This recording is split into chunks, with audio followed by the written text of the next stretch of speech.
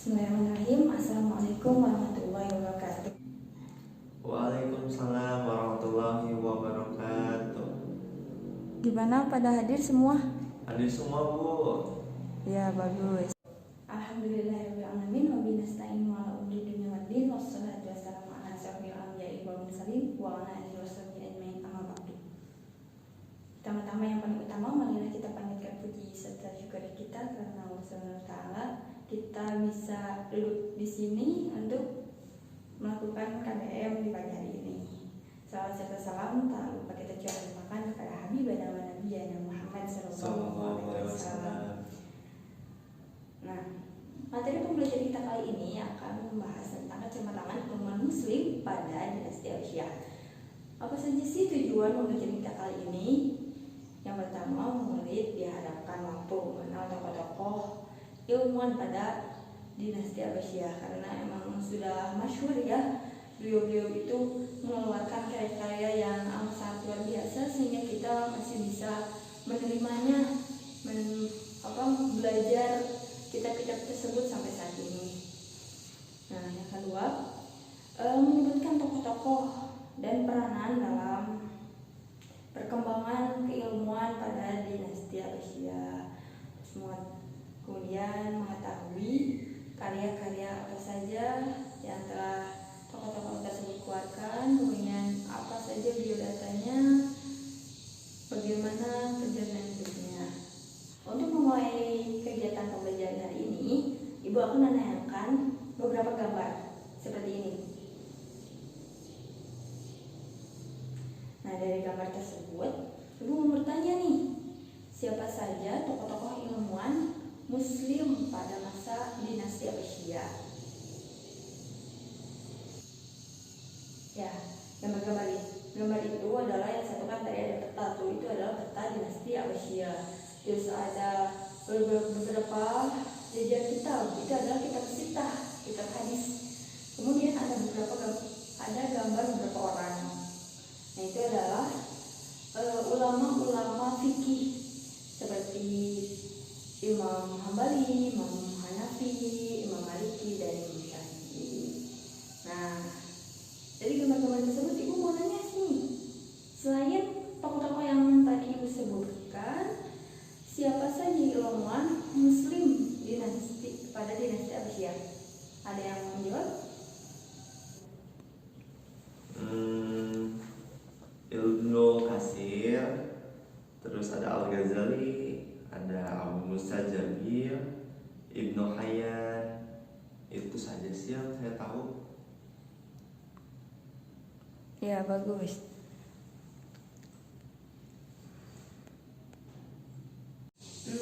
Kemudian apa saja sih pencapaian yang tokoh-tokoh tersebut telah capai pada zaman tersebut? Ada yang menjawab? Saya, Bu. Ya, silahkan. Ya, munculnya karya-karya yang berupa kitab-kitab baik, berupa ilmu umum maupun Islami. Ya, bagus. Kan tadi ada dua tuh, ada yang umum dan ada yang Islami. Bisa coba sebutkan atau yang lain ada yang mau menjawab? Saya lagi boleh, Bu? Ya. Ya, ilmu umumnya itu seperti ilmu kedokteran, ilmu astronomi, dan untuk yang Islaminya itu seperti kitab hadis dan tafsir. Kayak gitu, Bu, yang saya tahu. Ya, betul. Ya, bagus. Nah, kali ini Ibu akan menayangkan video mengenai materi pembelajaran kita kali ini. Silahkan disimak, kemudian dirangkum, ditulis di buku masing-masing agar kita bisa mengingatnya. Perkembangan peradaban dan ilmu pengetahuan pada masa Bani Abbasiyah.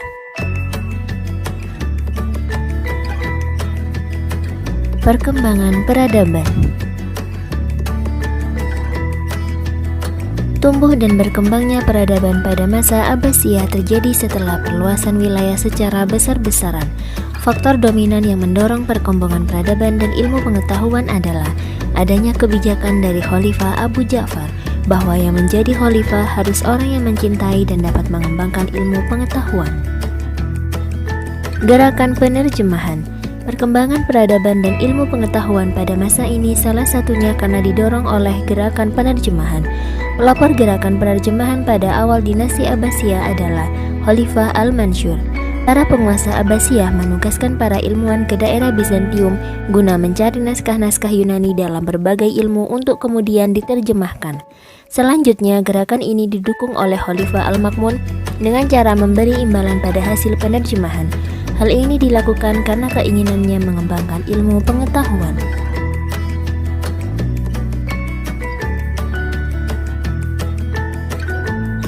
Baitul Hikmah. Baitul Hikmah merupakan perpustakaan yang juga berfungsi sebagai pusat pengembangan ilmu pengetahuan. Pada masa Harun Ar-Rasyid, lembaga ini bernama Khizanah Al-Hikmah. Namun sejak tahun 815 Masehi, Al-Ma'mun mengembangkan lembaga ini dan mengubah namanya menjadi Baitul Hikmah. Pusat peradaban Bani Abbasiyah. Sejarah mencatat Baghdad sebagai ibu kota dinasti Abbasiyah sekaligus kota dengan peradaban tingkat tinggi, khususnya zaman keemasan Khalifah Harun Ar-Rasyid. Pada saat itu, Baghdad muncul sebagai pusat dunia. Baghdad juga memiliki kemakmuran dan peran internasional yang sangat luar biasa. Namun selain Baghdad, terdapat juga kota-kota yang dianggap menjadi pusat peradaban masa Abbasiyah. Kota-kota tersebut adalah Samarra, Kark, Anhar atau Hashimiyah, Bukhara, dan Samarkand.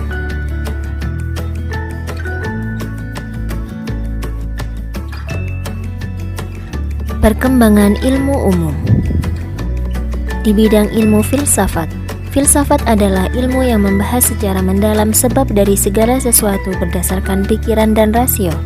Tokoh-tokoh muslim yang berperan di bidang filsafat antara lain Al-Kindi, Al-Farabi, Al-Ghazali, dan Ibnu Rushdi. Di bidang kedokteran dan farmasi, tokoh-tokoh muslim yang berperan di bidang kedokteran dan farmasi antara lain Ar-Razi, karyanya yang terkenal adalah di bidang cacar dan campak. Ibnu Sina, karyanya yang terkenal adalah Qanun fit Tibb. Ali bin Sahal, karyanya yang terkenal berjudul Firdaus Al-Hikmah atau Surga Hikmah. Sedangkan di bidang matematika, tokoh-tokoh muslim yang berperan antara lain Al-Khwarizmi, beliau adalah penemu aljabar. Al-Farukhon, insinyur arsitek di kota Baghdad, dan Banu Nusa, beliau adalah seorang ahli ukur. Sedangkan di bidang kimia, tokoh kimiawan muslim yang paling terkenal adalah Jabir ibnu Hayyan.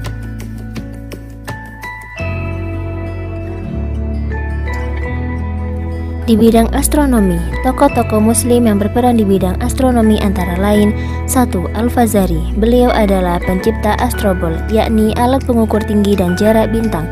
2. Al-Battani. 3. Al-Biruni, beliau adalah penyusun rumus geometri, aritmatika, dan astronomi. 4. Al-Farghoni, beliau memiliki karya berjudul Al-Mudhil ila Ilm Hay'a Al-Aflak. Di bidang teologi terdapat beberapa nama yang dikenang sejarah. Beliau adalah Abu Hasan Al-Asy'ari, Abu Mansur Al-Maturidi, Wasil ibnu Atha, dan Ahmad ibnu Ja'far At-Tabari.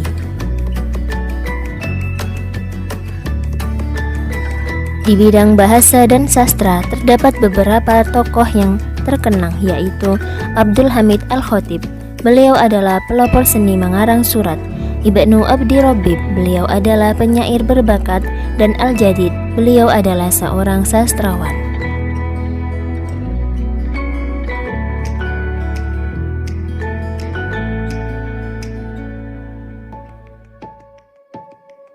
Perkembangan ilmu agama pada masa Bani Abbasiyah.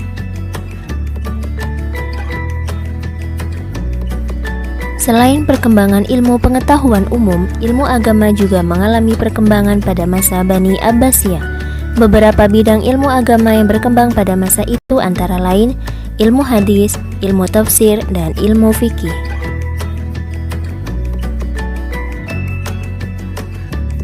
Hadis. Hadis merupakan sumber hukum kedua setelah Al-Quran. Hadis diperlukan untuk menafsirkan Al-Quran. Beberapa ahli hadis yang masyhur pada masa Abbasiyah antara lain Imam Bukhari dengan karyanya Sahih Bukhari, Imam Muslim dengan karyanya Sahih Muslim, Imam Abu Daud dengan karyanya Sunan Abu Daud, Imam Ibnu Majah dengan karyanya Sunan Ibnu Majah, Imam At-Tirmizi dengan karyanya Jami' At-Tirmidzi, dan Imam An-Nasa'i dengan karyanya Sunan An-Nasa'i. Dari semuanya itu, kodifikasi Al-Bukhari dianggap paling otentik sebab beliau berhasil mengumpulkan sekitar 600.000 hadis dengan 7.397 diantaranya dianggap sahih. Setelah Imam Bukhari, kodifikasi yang dianggap otentik adalah milik Imam Muslim. Tafsir. Perkembangan ilmu tafsir pada masa kekuasaan Bani Abbasiyah mengalami keemasan. Pelopor ilmu tafsir adalah Abdullah ibnu Abbas dan ibnu Mas'ud, sedangkan para ahli tafsir yang terkenal dari kalangan tabi'in antara lain Imam Sufyan bin Uyainah, Waqi' al-Jarrah, Syu'bah al-Hajjaj, Zaid bin Harun, dan At-Tabari. Di antara beberapa mufassir tersebut, At-Tabari dianggap sebagai ahli tafsir terkemuka, dan salah satu karyanya yang bisa dinikmati hingga sekarang adalah tafsir At-Tabari.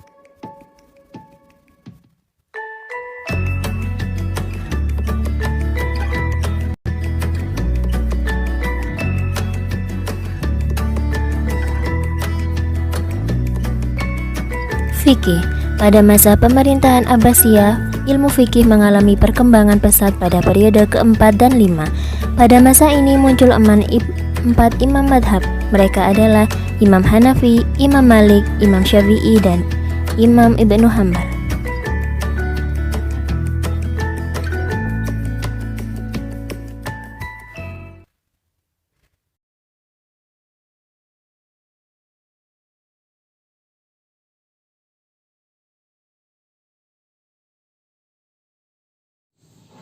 Nah, tadi kan sudah dijelaskan ya Bu, sedikit mengenai materi pengajian kita ini, yaitu kecemerlangan ilmuwan pada dinasti Abbasiyah. Ibu akan menjelaskan kembali mengenai biografi dari tokoh-tokoh tersebut. Di antaranya itu ada Ali ibnu Rabbani At-Tabrani, yaitu penemu ensiklopedia kedokteran. Nama lengkapnya yang tadi telah disebutkan Ibnu Al-Hasan Ali bin Sahal Rabba At-Tabrani. Ia berasal dari keluarga Syria, penganut Yahudi. Mereka pindah dari Murs ke Tabaristan, sehingga dikenal dengan sebutan At-Tabrani. At-Tabrani merupakan ahli pengobatan yang termasyhur di dunia Islam klasik. Masyarakat Muslim mengenalnya dengan nama Abu Al-Hasan. Dokter jenius abad ke-9 ini banyak menyumbang karya-karyanya di bidang kesehatan. Selain itu, dia juga mengeluarkan karya yang berjudul Firdaus Al-Hikmah yang ditulis ketika dia sudah masuk Islam. Kitab yang dibagi ke dalam 7 bagian ini ditulis dalam bahasa Arab. Ia juga telah menerjemahkannya sendiri kitab tersebut ke dalam bahasa Syria. Karya ini juga diterjemahkan ke dalam bahasa asing seperti bahasa Inggris, bahasa Jerman, dan ya Syria ya, berarti 3. Selain Firdaus Al-Hikmah, buku yang lain pernah ditulisnya itu adalah buku Din Ad-Daulah yang artinya agama negara, dan Hifzul As-Sibah yang artinya menjaga kesehatan. Kemudian ada Ibnu Sina, nama lengkapnya Abu Ali Al-Husaini bin Abdullah bin Sina, dan dikenal di dunia barat dengan nama Avicenna. Ia lahir bulan Safar 370 Hijriah, bulan Agustus atau bulan Agustus tahun 980 Masehi di Ifkhina, negeri kecil di dekat Carmintan di Bukhara. Selain belajar ilmu agama, dia Di sana belajar berbagai ilmu pengetahuan, terutama filsafat, biologi, dan kedokteran. Pada usianya 17 tahun, ia telah memahami teori kedokteran melebihi siapapun.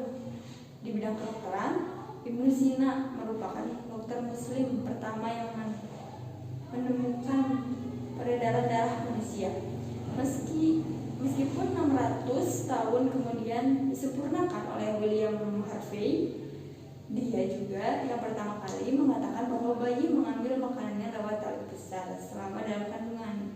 Selain itu, ia pula yang mula-mula mempraktikkan pembedahan dan penjahitan. Bahkan ia juga terkenal dengan dokter ahli jiwa dan kini disebut juga dengan psikoterapi. Kemudian ada Al-Kindi. Nama lengkapnya yaitu Abu Yusuf Yakub bin Ishaq bin Sabbah bin Imran bin Ismail bin Muhammad bin Al-Ash bin Qais Al-Kindi. Ia adalah filosof muslim yang pertama menjadi orang Islam pertama dalam mendalami ilmu filsafat. Al-Kindi menerjemahkan dan menyimpulkan karya-karya filsafat Helenisme, yaitu filsafat Yunani kuno. Ia juga dikenal sebagai pemikir muslim pertama yang menyelaraskan filsafat dan agama. Menurutnya, filsafat adalah ilmu dari segala ilmu. Maka filsafat bertujuan memperkuat kedudukan agama dan merupakan bagian dari budaya Islam. Al-Kindi menguasai beragam ilmu pengetahuan. Beberapa karya Al-Kindi yang terkenal sampai sekarang yaitu ada Kitab Al-Kindi, Ila Al-Mutasim, Billah Fil Falsafah Al-Ula. Buku ini membahas tentang kajian-kajian filsafat pertama dari Al-Kindi. Yang kedua ada Kitab Al-Falsafah Ad-Dakhilat. Yang ketiga ada Risalatul Al-Hikmah. Yang ketiga ada Risalatul Al-Hikmah. Kemudian ada Al-Ghazali yang nama lengkapnya Abu Hamid Muhammad bin Muhammad Al-Ghazali At-Tusi Al-Syafi'ani. Beliau lebih dikenal dengan tokoh tasawuf beraliran Sunni, sama seperti Abu Usain Al-Qusairi. Beliau lahir pada tahun 450 Masehi sampai 505 Masehi. Beliau lahir pada tahun 450 Hijriah sampai 505 Hijriah. Atau dalam Masehi itu 1058 sampai 1111 Masehi. Al-Ghazali banyak mengkritik ahli filsafat sebagaimana yang tertuang dalam karyanya At-Tahfidz Al-Falasifah maupun At-Tahfidz Al-Tahafidz. Di antara karya-karyanya yang terkenal adalah Ihya Ulumuddin, artinya menghidupkan kembali ilmu-ilmu agama, dan Ajib Al-Qalbi, yaitu keajaiban-keajaiban yang ada dalam hati. Ada lagi nih Abu Musa Jabir Ibnu Hayyan. Selain dari ada kedokteran, ada hadis, ada tafsir. Nah, Abu Musa ini di bidang kimia hebat sekali kan? Orang-orang memanggilnya dengan sebutan Jabir. Sumbangan terbesar Jabir dalam dunia ilmu pengetahuan ialah di bidang kimia. Ia mengembangkan teknik eksperimen sistematis di dalam penelitian kimia. Berkat jasanya, setiap eksperimen dapat diproduksi kembali. Jabir dapat dipandang telah merintis ditemukannya hukum perbandingan tetap. Dia menekankan bahwa kuantitas zat berhubungan dengan reaksi kimia yang terjadi. Jabir menulis kitab-kitab penting bagi perkembangan ilmu kimia. Antaranya yaitu ada kitab kimia, ada kitab Sab'in, ada kitab Ar-Rahman, terus Al-Tajim dan lain sebagainya. Banyak. Ada juga nih yang berbahasa Inggris, yaitu Book of the Kingdom, a book of Eastern Mercury, dan a book of Balance.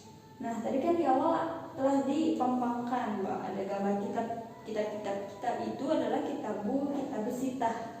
Kitab sitah itu apa sih? Nih, pada abad kedua merupakan awal dari sejarah pembukuan hadis. Tadi yang kitab sitah. Sejak itu pembukuan hadis berbeda dari sistematika fikih, juga tidak dimasukkan ke dalam aqwal as-sahabah dan fatwa al-tabi'in. Seluruhnya terangkum dalam 6 kitab hadis yang dikenal dengan kitab sitah yang tadi telah diperlihatkan ya gambarnya. Dalam kitab hadis ini digunakan para ulama dan umat Islam di seluruh dunia, yaitu isinya memuat hadis-hadis dari yang pertama ada Sahih Bukhari, ada Sahih Muslim, Sunan Abu Daud, Sunan At-Tirmidzi, ada Sunan An-Nasa'i, serta Sunan Ibnu Majah. Nah, dari pemaparan video tadi ada yang mau bertanya? Ya, Bu, saya. Ya, silakan. Nah, pertanyaannya, Bu, apakah karya dari tokoh-tokoh ilmuwan tersebut masih ada sampai sekarang, Bu? Ya, pertanyaan yang bagus ya. Ya, sampai sekarang kitab-kitab tersebut masih ada, terutama di daerah Arabia masih banyak dan masih diproduksi tentunya, dan itu pun diekspor sampai ke Indonesia pun ada gitu, dan bahkan di Indonesia pun mencetak sendiri gitu kitab-kitab tersebut. Jadi cetakan Indonesia namun buatan beliau tapi cetakan Indonesia, ada juga yang seperti itu. Kalian bisa mempelajarinya, membacanya. Ada yang asli otentik Arabia yang ada gundul, dan ada juga yang sudah translatean Indonesia. Silahkan pilih, silahkan pelajari kalau mau. Dan ada juga tuh yang ulama-ulama Indonesia yang telah merangkum kitab-kitab tersebut dan menerbitkan lagi buku, misalnya buku tentang rangkuman kitab karangan Al-Ghazali misalnya, seperti itu. Nah, next, untuk pengevaluasian pembelajaran kita kali ini, kita akan mengadakan quiznya. Nah, Ibu punya beberapa gambar ini. Kemudian Ibu juga mempunyai beberapa kata-kata. Nah, kalian harus menyelaraskan antara kalimat-kalimat atau kata-kata tersebut dengan gambar yang telah Ibu tempel ini. Nah, pasti kalian udah tahu dong siapa saja yang ada di sini. Di Pusur ada, di Google juga pasti ada. Nah, ada yang mau ke depan? Ya, silahkan. Silahkan ke depan. Ini ada beberapa kata-kata yang sesuai dengan gambar. Silahkan Anda cocokkan gambar beserta kata-katanya. Oke, Bu, saya coba ya.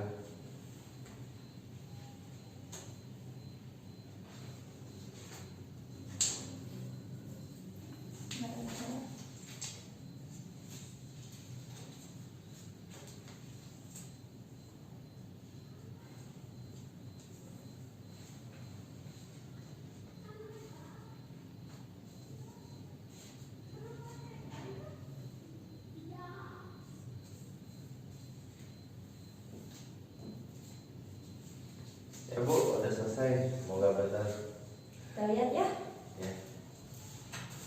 Ya, ini Al-Ghazali, variannya benar, ahli tasawuf. Ya, 100, dapat nilai tambahan. Makasih, Bu. Ya, sama-sama, silahkan Ya. kembali. Ya, bagus ya. Nah, cukup sekian pembelajaran kita. Bagus ya. Ini Pasti semua yang ada di sini pasti bisa. Lanjutkan quiz kali ini. Nah, sebelum kita tutup, Ibu akan menugaskan. Sebelum kita tutup, Ibu akan menugaskan. Ada 2 tugas nih, tugas kelompok. Tolong Kak yang bagi 4 kelompok membuat peta konsep tentang tokoh-tokoh ilmuwan pada masa dinasti Abbasiyah.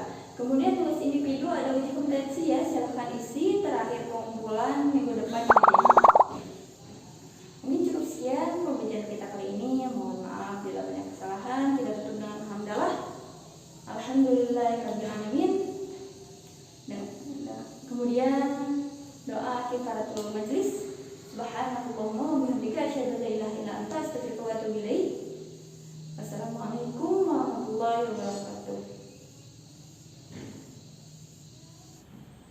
Alhamdulillah, pertemuan kita kali ini sudah selesai. Sampai sini aja.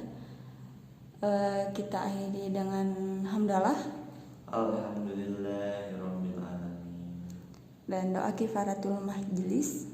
Subhanallahumma wa bihamdika asyhadu an la ilaha illa anta astaghfiruka wa atubu ilaik.